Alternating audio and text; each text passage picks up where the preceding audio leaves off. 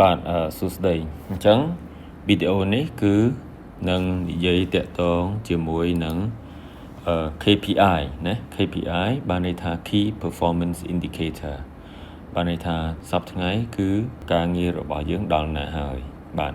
ទី1នេះគឺជាកន្លែងដែលសាលានឹងវាស់វែងការលូតលាស់របស់អ្នកទាំងអស់គ្នាអញ្ចឹងអ្នកទាំងអស់គ្នាក៏អត់បាច់បារម្ភពីការវាស់វែងរបស់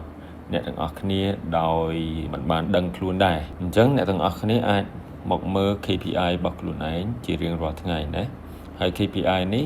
ជាទូទៅគឺនឹងអាប់ដេតជារៀងរាល់ខែហើយនៅក្នុង KPI នេះយើងមានកាតជាច្រើននៅទីនេះគឺមាន9កាតណាអញ្ចឹងដែលសម្រាប់វាស់វែង9មុខរបស់ Homeroom Teacher តែបើអ្នក sign in ចូលទៅក្នុង KPI របស់អ្នកហើយឃើញថាអ្នកមានតិចជាង9កាតកុំបារម្ភពីព្រោះ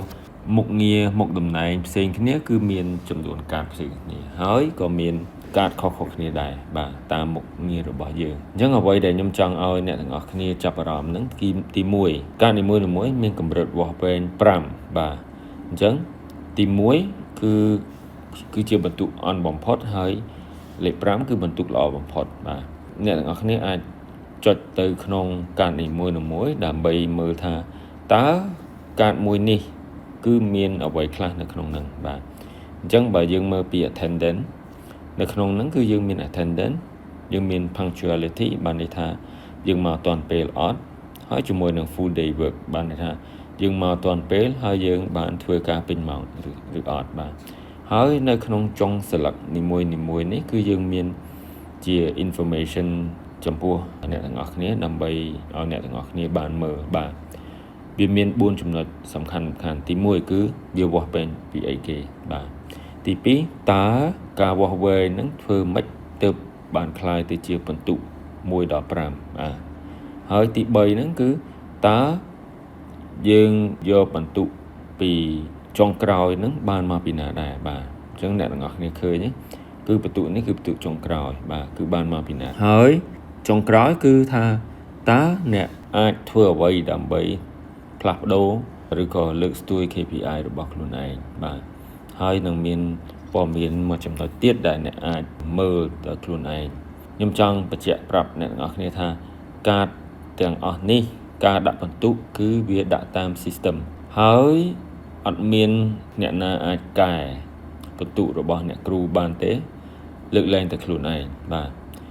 មួយវិញទៀតគឺចំពោះកាតអ្នកទាំងអស់គ្នាអាចសង្កេតឃើញថាទីនេះគឺមានសញ្ញារន្ទះបាញ់រន្ទះនេះបានន័យថានេះគឺជាការគណនាដោយអូតូម៉ាទិករបស់ system យើងដោយមិនមានអ្នកដាក់បន្ទុកទេបាទហើយចំពោះកាតផ្សេងទៀតកាតខ្លះទៀតដូចជាកាតលេខ5នេះគឺតាក់ទងជាមួយនឹងការដាក់បន្ទុករបស់ principal ទៅឲ្យអ្នកទាំងអស់គ្នាបាទគឺការដាក់បន្ទុករបស់ principal នេះគឺនឹងធ្វើឡើងមួយខែម្ដងហើយមួយវិញទៀតអ្នកទាំងអស់គ្នាក៏ត្រូវការដាក់បន្ទុកទៅឲ្យមិត្តរួមការងារផងដែរបាទជាទីបញ្ចប់អ្វីដែលខ្ញុំចង់និយាយហ្នឹងគឺថាការទាំងអស់នេះគឺមិនមែនឲ្យអ្នកទាំងអស់គ្នាទន្ទិញឲ្យចាំថាត្រូវធ្វើអីទី1ទី2ទេមិនមែនទេគឺវាគ្រាន់តែជាការ feedback មួយទៅឲ្យអ្នកទាំងអស់គ្នាថាតើបច្ចុប្បន្នភាពនេះកន្លែងណាដែលលោកអ្នកអាចលើកស្ទួយខ្លួនឯងបានកាន់តែខ្ពស់ទៀតហើយអ្វីដែលយើងទាំងអស់គ្នាត្រូវចងចាំនេះគឺមានតែមួយគត់គឺចូលទៅក្នុង today tab ដើម្បីមើលថាតើក្នុងសប្តាហ៍នេះលោកអ្នកត្រូវ